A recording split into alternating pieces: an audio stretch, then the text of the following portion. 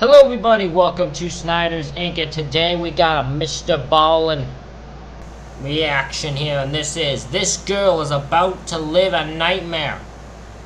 We can go get right into this, ladies and gentlemen. Hit the like button, hit subscribe button, comment straight down below. Let's go. Today's story has two significant plot twists, and one of them comes at the very end. So make sure you stick around to hear the entire story. But before we get into that story, if you're a fan of the strange, dark, and mysterious delivered in story format, then you come to the right place, because that's all we do, and we upload once or twice every week. So if that's of interest to you, please offer to detail the like button's car, but as soon as they give you their keys, just fill their car up with an angry pack of Asian murder hornets. Also, please subscribe to our channel and turn on all notifications so you don't miss any of our weekly uploads. All right, let's get into today's story.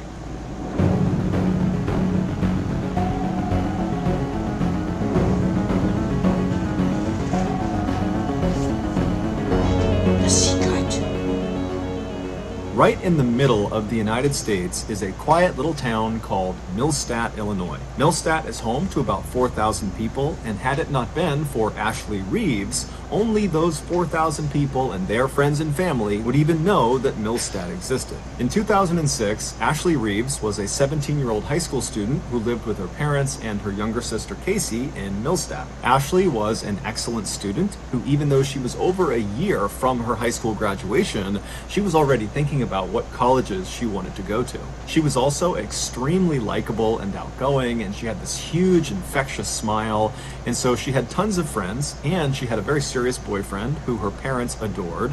His name was Jeremy, and he was a high school student as well. On the morning of Thursday, April 27th of that year, Ashley got up, and like every other morning, she got ready for school alongside her sister Casey. And then right before Ashley stepped out to head off to school, she told her parents that after school, she had a job interview on the other side of town, and then after her interview, her plan was to play basketball with some friends, and then she'd be home. And so her parents said, okay, well, hey, good luck with your job interview, and just make sure you're home before 10:30 p.m. And so Ashley said, no problem, I'll see you tonight, and then she left. That afternoon, after school, Ashley made her way to Jeremy's locker, and when she got to him, Jeremy handed her his keys to his car. He had an SUV, and he was lending it to her for the day so she could go to the interview and then go play basketball. And so Ashley took the keys, she thanked him, she gave him a hug, and then she turned and she walked down the hallway where she met up with her sister Casey at her locker. And I'm gonna assume this girl has a license, and then this boyfriend just handed her a key.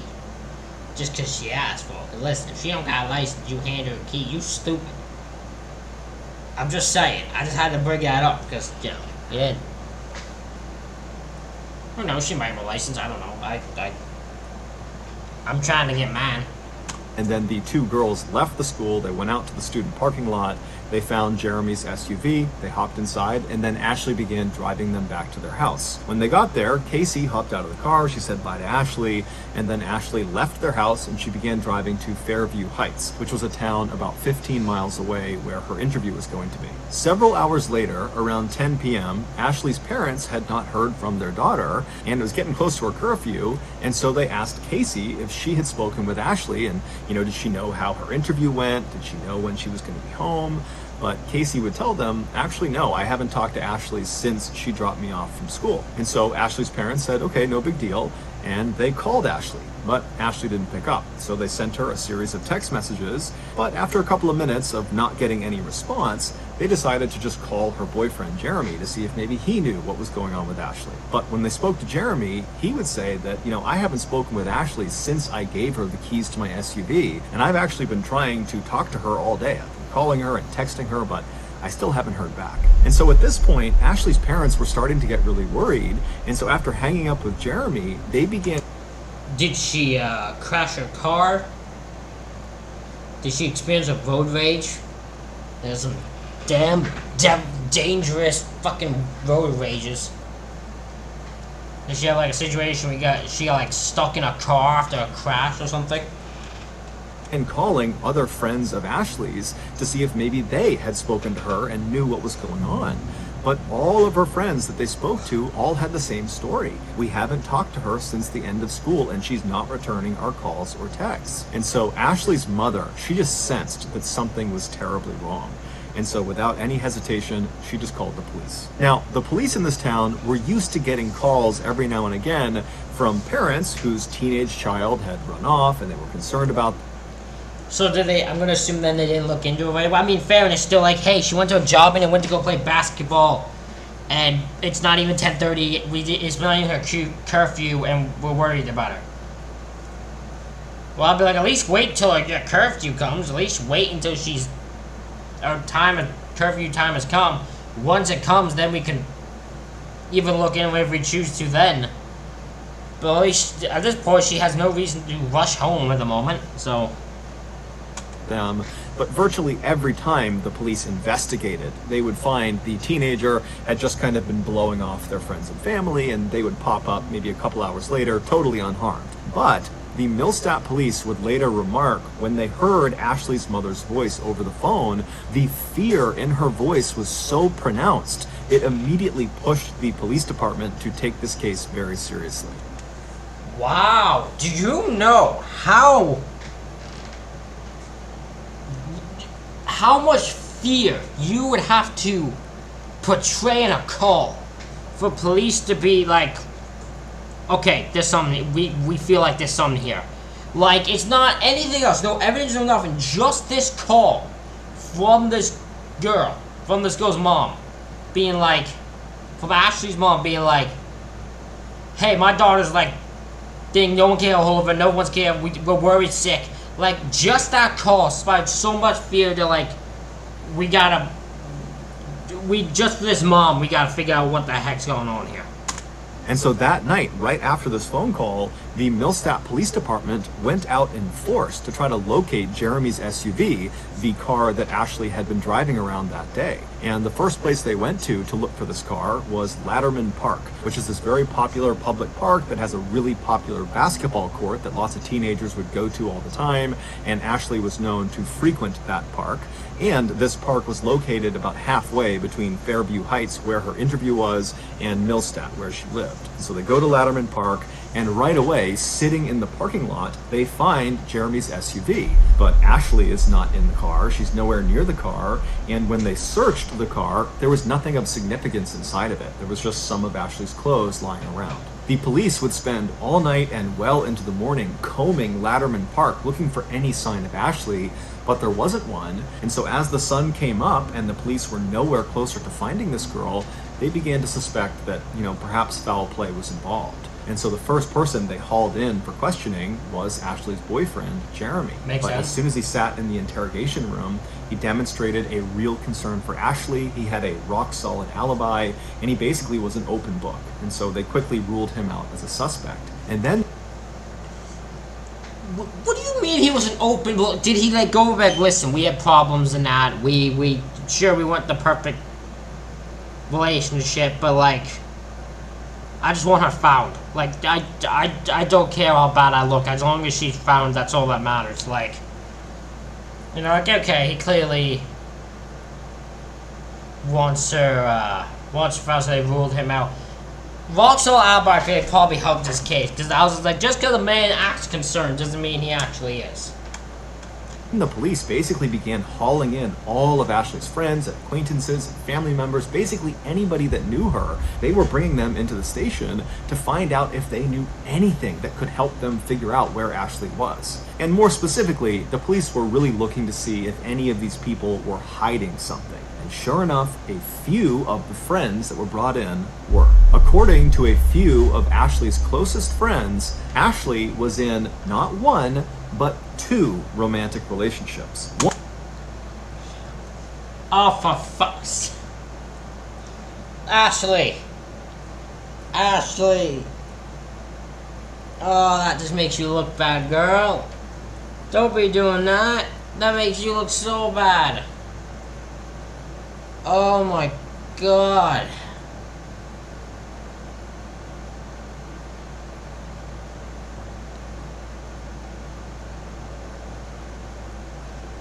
Who else were you seeing, Ashley? One was the public relationship she had with Jeremy, and the other was a secret relationship that was actually illegal. In order to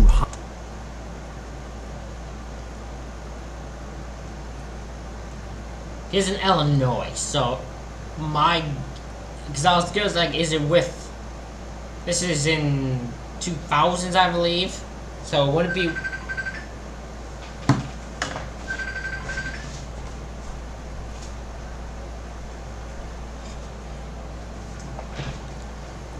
I'm sorry. I know people get mad at my phone being on, but I was charging my phone. If I plug my phone in, it turns on. So there's nothing I can really do about it. Anyways, was this, because I was thinking, oh, it was 2000. My first thought was, like, could it be that it's with a woman? But I was like, no, that's not even illegal. Like, that's not even that wouldn't be a concern for her. So, my other thought was she's in high school. So is it with someone, an older man? That's my assumption.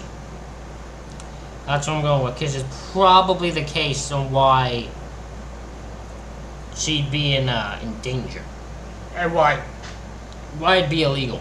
Hide this forbidden second relationship, Ashley would tell her family and her friends that she was going to the park to play basketball, when in reality, she was going to the park to meet up with this secret second partner. And the day before, when Ashley went missing, her friends told police that that was the exact reason she was going to Latterman Park. The police got the name of this secret person from Ashley's friends. His name was Sam Shelton, and the police tracked him down. When they found him, he was at a baseball practice, but the police didn't care. They marched right onto the baseball diamond, and they grabbed Sam and they brought him back to the police station. And then when he got there, they sat him down in the interrogation room, and he's still wearing his baseball uniform, and they asked him about his relationship with Ashley. And he immediately denies it and says he does not have a relationship with Ashley. He's got no idea why he's here. But pretty quickly, after a few questions, Sam's answers became inconsistent, and so the police just ratcheted up the pressure. I mean, my man, I know why. They know why you say no. If your thing is you're in a secret, illegal relationship with this woman, immediately the response, you say no, is going to be like obvious. So yeah, they're not going to do that on him. And then finally, after 12 hours of questioning, the interrogator brings up Sam's mother and his grandmother, and he says to Sam, how would they feel if they knew you were lying to the police right now? And this just broke Sam, and so he cracked. Now, at this point, the police were already expecting the worst when it came to Ashley, but they were not ready for just how brutal Sam's confession would be about what exactly he did to her. The following is an account based on his confession. 30 hours earlier, Ashley wrapped up her interview in Fairview Heights, and she made her way to Latterman Park to meet up with Sam. And now it's not clear exactly how they met up, but eventually the two of them did connect, and they made their way over to Sam's car, where they became intimate. Afterwards, the two are sitting in the front two seats of Sam's car. Sam is in the driver's seat and Ashley is in the passenger seat. And while they're sitting there, something happens that causes this huge fight between the two of them. And at some point, Sam tells Ashley to get out of the car, but Ashley refuses. She wants to talk to him, she wants to deal with their issues, but Sam's not having it. Okay, let me start with this. If you're in a situation, and you're in a car, you're in a parked car, if the driver, the owner of the car, asks you to get out of the car, just get out of the car. I get you want to talk it out, but this isn't the talk it out outside. Don't talk in his car. That's just not a good idea. And so he gets so mad at her that he lunges across the center console of the car and he puts Ashley into a vicious chokehold. Now, he tells police his plan was to kind of yank her out of the car, but he squeezed so hard around her neck that he heard this loud popping sound coming from her neck. It was the sound of her neck breaking. And so My man, you aggressive, overly aggressive motherfucker. My man, this ain't the first time you've done this. This can't be. This can't be the first time you've done this. There's no way.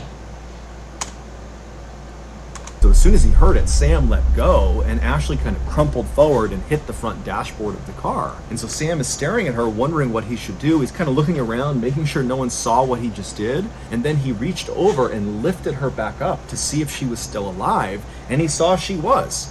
But instead of trying to get her help, he decides right then and there he's going to kill her. And so he reaches over.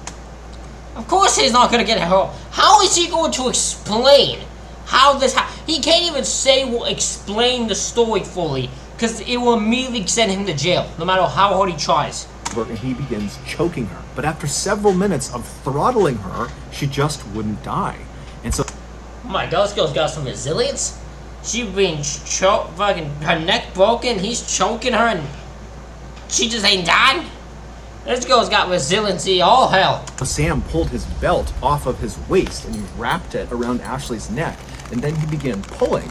But he would tell police he couldn't stand looking at Ashley's face while he did this. He said she was staring right at him, her tongue was coming out of her mouth, she was frothing, and her face was turning this ghastly shade of gray-blue. And so at some point, when she still hadn't died, he released the belt from around her neck, and he turned her body so she was facing the window away from him, and then he repositioned the belt on her neck, and then he put his foot on her back to use as leverage, and then he pulled as hard as he possibly could on her throat for quite a while, until the belt actually broke around her neck. And then at that point, he checked to make sure she was dead, and when she was, he stuffed her down into the floorboards in front of the passenger seat, and then he drove several miles across town to another park called... This dude is as heartless as it gets. This man could not have cared about this girl. All he cared about was himself and protecting himself. And when he broke her neck by accident, quotations, he didn't care. All he wanted was for this to protect himself, make sure he didn't go to jail. Citizens Park that was very heavily forested, and once he parked in the parking lot, he looked around to make sure no one was watching, and then he dragged Ashley's body out of the car and deep into the woods where he abandoned her. It would turn out Ashley was far from the only teenage girl who found Sam Shelton attractive. Many teenage girls in the area thought he was the perfect catch. He was smart, he was handsome, and he had these beautiful, striking blue eyes that you couldn't help but just stare at. However, there was something unique about Sam that made him fundamentally different than all the other guys at their schools. Sam was not a student. No. He was a 27-year-old middle school teacher in Millstadt, and he also... 27 years old. Yeah, that's what makes him different, alright. Also was the high school baseball coach. He had never been Ashley's teacher directly. However, years earlier, when she was in middle school, he had begun grooming her for exploitation. And so fast forward to 2006, when she was 17, he had effectively manipulated her into believing she was in this romantic relationship with him, when in reality, he was just using his position of power to abuse her. In addition... Yeah, this guy's a fucking piece of shit for this. He's manipulating and messing with a whole bunch of young teenage girls for his own benefit, and is grooming them for years until they're in this age. In addition to being a school teacher, Sam was also an aspiring pro wrestler. He would often compete in local showcases under the nickname The Teacher. Please tell me, please tell me there was a wrestling match. My wrestling fans, MrBallen people who are watching this, look online. Please find me a video of this of this guy wrestling. I want to see the skill level of this piece of shit. If this man's having a wrestler, I want to see him. I want to not see him live. I want to see a video of him. Fucking find me one. A wrestler. He would often compete in local showcases under the nickname The Teacher. While Sam was probably nowhere near good enough to actually become a professional wrestler like you would see on TV, he was extremely strong and really knew how to do a chokehold. And so when he attacked Ashley and put her in that vicious chokehold, she had no chance at escaping. She was completely doomed. Shortly after his confession, Sam would tell the police that he would take them out into the forest of Citizens Park to try to find Ashley's body. But when they got there, it was late, it had been raining for several hours, and Sam right away acted like he couldn't figure out exactly where he had left her. And so the police were actually starting to think, is he lying to us? Is this whole thing just kind of made up? Did he really attack her? Is she really out here? But after about 30 minutes of the police and Sam kind of trudging around the thick forest, one of the officers suddenly sees something on the ground. He raises his flashlight, and there in a clearing is Ashley's body. And so the police and Sam, they walk over to her, and they're standing above her ruined body. Her neck is totally bent at a grotesque angle. She's covered in bugs. But as they're standing there and they're watching her, her chest suddenly starts to move. No! No, no, she isn't. No! She's still fucking alive! Oh my god, imagine if you're Sam. Imagine you're Sam here. And you see Ashley's body and you're staring at the person you thought you killed. And her chest moves. And you see it. You'd be like, oh my god. Oh my god, I didn't even kill her. Oh my god, she's somehow still alive. This girl's next level resilience. This girl has resilience most people wish they could have. This girl was not going to be killed by this man. And some force made sure of it. She wasn't dead. She had been left for dead, and she had been out in the woods with a broken neck for 30 hours in the freezing cold and the rain. She only had a t-shirt and some pants on, but she was alive. And so moments later, the paramedics, they come rushing into the forest, they pick her up really gently, they bring her out, and they rush her to the hospital where she'd be put into a medically induced coma. The doctors would tell her family that, unfortunately, her injuries were just too serious, and we don't expect her to ever wake up again. But miraculously, she would. Now, she would have to relearn how to walk and talk and eat and drink, but she would do all of those things. And today, she is 32 years old, she is happily married, she has 2 kids of her own, and by and large, she leads a very happy, normal life. As for Sam Shelton, he was sentenced to 20 years in prison for attempted murder, and he's still in prison today. However, he is up for parole in 2024. So, that's gonna do. So he's up for parole next year, if I heard that right. But the fact that she was just able to live life normally all over again, and she was able to recover and wake up when they didn't even expect her to wake up, like, that is insane. This girl has unbelievable resilience. Ladies and gentlemen, let me know what you thought of the story in the comment section.